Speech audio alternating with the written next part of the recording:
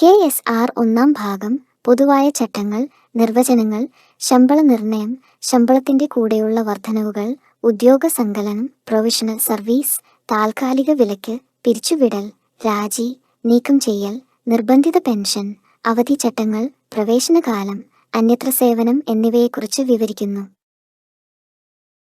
KSR രണ്ടാം ഭാഗം ഉദ്യോഗസ്ഥരുടെ തരംതിരിവ്, ദിനബത്ത, ദൂരബത്ത, സ്ഥലം മാറ്റവുമായി ബന്ധപ്പെട്ട യാത്ര, ഔദ്യോഗിക യാത്രകൾ, പലവക യാത്രാബത്തകൾ, പൊതുമേഖല സ്ഥാപനങ്ങൾ എന്നിവയെക്കുറിച്ച് വിവരിക്കുന്നു.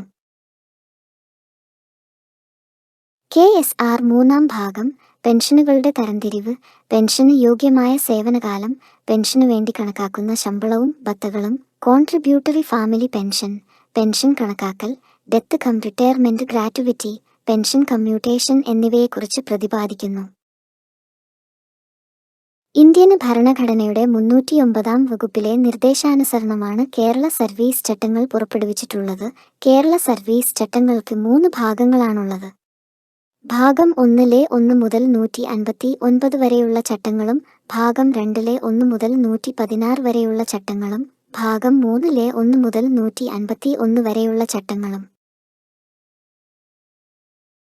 ഭാഗം 1ഉം ഭാഗം 2ഉം 1959 നമ്പർ 1 നിലവിൽ വന്നത്. ഭാഗം 3 1956 നമ്പർ 1 നിലവിൽ വന്നത്. ഭേദഗതി വരുത്തി ലളിതവൽക്കരിച്ച പെൻഷൻ ചട്ടങ്ങൾ 1966 നമ്പർ 14 നിലവിൽ വന്നത്. മൊത്തം 426 ചട്ടങ്ങളും കുറെ ഉപചട്ടങ്ങളുമാണ് KSRലെ 3 ഭാഗങ്ങളിലും കൂടി ഉൾപ്പെടുത്തിയിരിക്കുന്നത്. സർക്കാരിന് കീഴിൽ റെഗുലർ തസ്തികയിൽ നിയമിതരായിരിക്കുന്ന എല്ലാ മുഴുവൻ സമയ ജീവനക്കാർക്കും ഈ ചട്ടങ്ങൾ ബാധകമാകുന്നതാണ്. KS&SSR ചട്ടം 9 വിധേയമായി താൽക്കാലികമായി നിയമിതരായിരിക്കുന്ന ജീവനക്കാർക്ക് യാത്രാബത്ത ചട്ടങ്ങൾ ബാധകമാകുന്നതാണ്. പ്രത്യേക സാഹചര്യത്തിൽ ചട്ടങ്ങളിൽ ഇളവ് അനുവദിക്കുന്നതിന് സർക്കാരിന് അധികാരമുണ്ട്. ഏതെങ്കിലും ചട്ടങ്ങളിൽ സംശയം ഉദിക്കുന്ന പക്ഷം ആയതിന് സർക്കാരിൽ നിന്നും വ്യക്തത വരുത്തേണ്ടതാണ്. KSR സംബന്ധിച്ച് വ്യക്തത വരുത്തേണ്ടത് ധനകാര്യ വകുപ്പിൽ നിന്നും, KS&SSR സംബന്ധിച്ച് വ്യക്തത വരുത്തേണ്ടത് ഉദ്യോഗസ്ഥ ഭരണപരിഷ്കാര വകുപ്പിൽ നിന്നുമാണ്.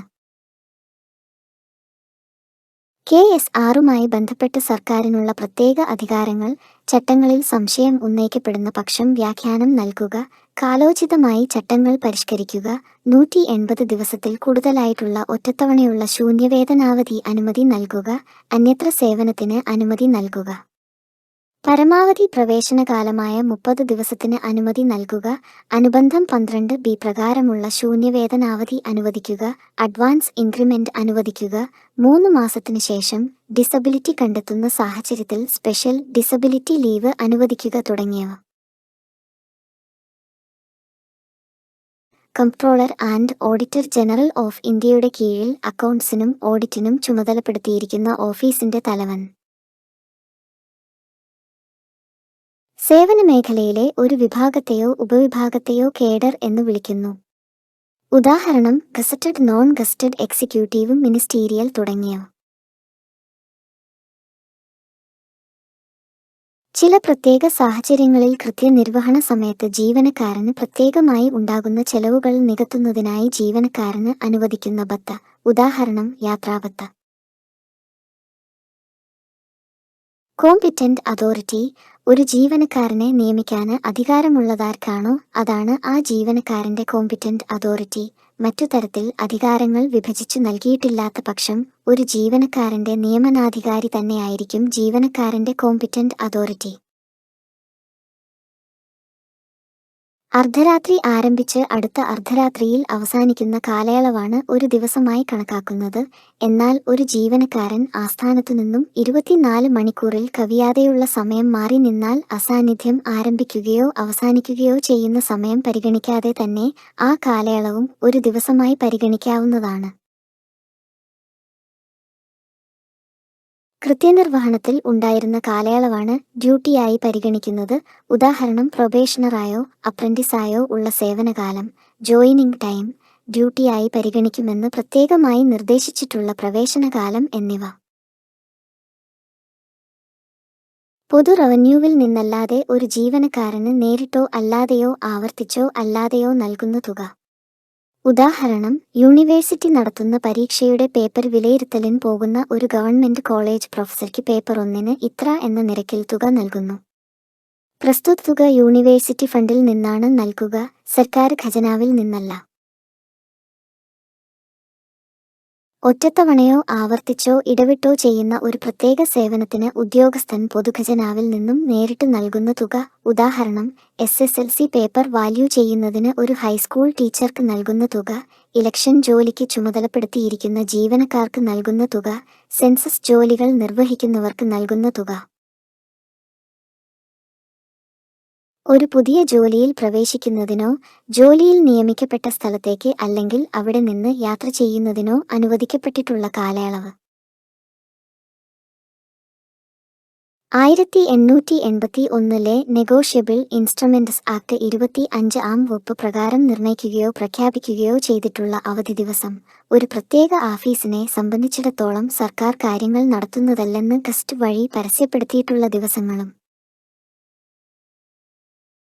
1966 ഏപ്രിൽ 5 കേരള ഗസറ്റ് നമ്പർ 14-ാം ഭാഗം 1-ൽ പ്രസിദ്ധപ്പെടുത്തിയ 8-3-66 GOP 82 പബ്ലിക് ഡിപ്പാർട്ട്മെന്റ് ഉത്തരവ് പ്രകാരം രൂപീകരിച്ച കേരള ലാസ്റ്റ് ഗ്രേഡ് സർവീസിൽ വരുന്ന എല്ലാ ജീവനക്കാരും ഈ വിഭാഗത്തിൽ ഉൾപ്പെടുന്നു.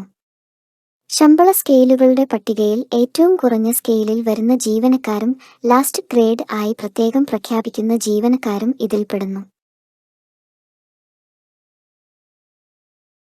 ഒരു ജീവനക്കാരന് യാത്ര ചെയ്യുന്നതിനുള്ള യഥാർത്ഥ ചെലവ്, അയാളുടെ വ്യക്തിഗത ലഗേജുകൾ കൊണ്ടുപോകാൻ ആവശ്യമായ യഥാർത്ഥ ചെലവ് എന്നിവ. എന്നാൽ ഹോട്ടൽ യാത്രാനിവാസ് ഉപകരണങ്ങൾക്ക് ഉണ്ടാവുന്ന കേടുപാടുകൾ തുടങ്ങിയവ ഈ ഇനത്തിൽ പരിഗണിക്കുന്നതല്ല.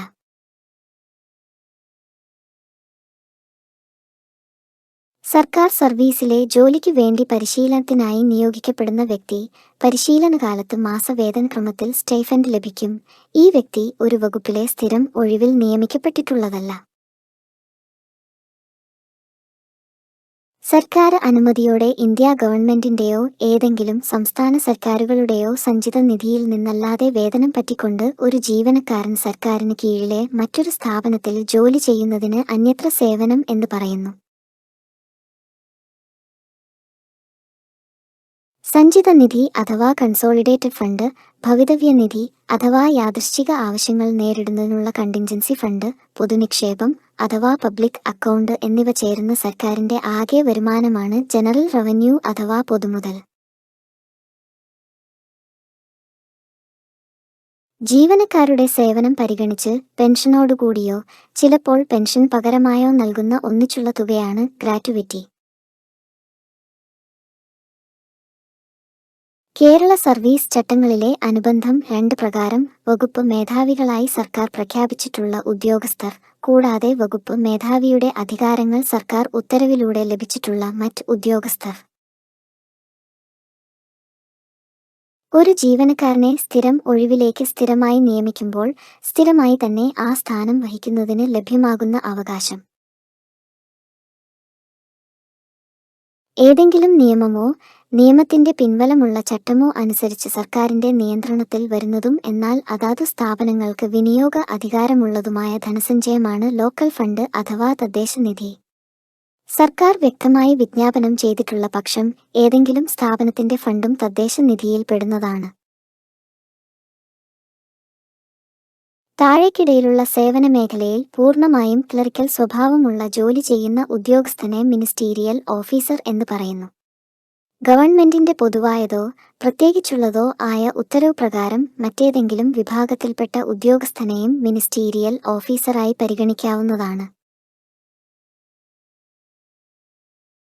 ഒരാൾക്ക് ലാവണമുള്ള ഒരു തസ്തികയിൽ മറ്റൊരാൾ ജോലി ചെയ്യുന്നതിനെ ഒഫീഷ്യേറ്റ് ചെയ്യുക എന്ന് പറയുന്നു. ആവശ്യമെന്ന് തോന്നിയാൽ നിയമന അധികാരിക്ക് ആർക്കും ലാവണമില്ലാത്ത ഒരു ഒഴിവിലേക്ക് ഒരാളെ പകരക്കാരനായി നിയോഗിക്കാവുന്നതാണ്. ഏതെങ്കിലും ഒരു വകുപ്പിലെ ഉദ്യോഗശ്രേണിയിലുള്ള സ്ഥിരമായ ഒഴിവിൽ പ്രാരംഭ പരിശീലന ഘട്ടത്തിൽ നിയമിക്കുന്ന ജീവനക്കാരനെ പ്രൊബേഷണർ എന്ന് പറയുന്നു. ശമ്പളമോ അവധിക്കാല വേതനമോ ലഭിക്കാത്ത ഒരു ജീവനക്കാരൻ നൽകുന്ന പ്രതിമാസ ധനസഹായം. ഉദ്യോഗത്തിൽ നിന്നും താൽക്കാലികമായി മാറ്റി നിർത്തപ്പെടുന്ന ജീവനക്കാർക്ക് അനുവദിക്കുന്ന സഹായമാണ് ഉപജീവനപ്പടി. പൊതു താൽപര്യത്തിനായി ഒരു ഗവൺമെന്റ് ജീവനക്കാരൻ യാത്ര ചെയ്യുമ്പോൾ ഉണ്ടാകുന്ന ചെലവുകൾ നേരിടുന്നതിന് അനുവദിക്കുന്ന ഭത്തയാണ് യാത്രാപ്പടി. ഒരു കലണ്ടർ മാസം എന്നർത്ഥം. മാസവും ദിവസങ്ങളും ചേർന്നുവരുന്ന അവസരങ്ങളിൽ ആദ്യം പൂർണ്ണമായ മാസവും പിന്നീട് ബാക്കി ദിവസങ്ങളും കണക്കാക്കണം. ഒരു മാസത്തിലെ 1-ാം തീയതി കഴിഞ്ഞുള്ള ഏതെങ്കിലും തീയതിയിൽ തുടങ്ങി ഒരു മാസം തികയുന്നത് അടുത്ത മാസത്തിലെ അതേ തീയതിയുടെ മുൻ ദിവസമായിരിക്കും.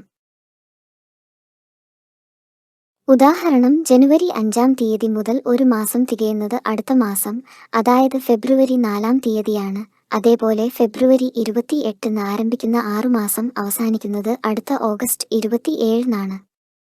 ജനുവരി 31 ആരംഭിക്കുന്ന ഒരു മാസം എന്നത് ഫെബ്രുവരി 28 ആണ്. ആ വർഷം അതിവർഷമാണെങ്കിൽ ഫെബ്രുവരി 29 ആയിരിക്കും. 2 തസ്തികകളുടെ ശമ്പള സ്കെയിലിന്റെ മിനിമം, മാക്സിമം, ഇൻക്രിമെന്റ് നിരക്ക്, ഇൻക്രിമെന്റ് കാലയളവ് എന്നിവയും കൂടാതെ 2 തസ്തികകളുടെയും ജോലിയുടെ സ്വഭാവവും ഒരുപോലെ വരുന്നത് ഒരേ ശമ്പള സ്കെയിൽ എന്നു പറയുന്നു.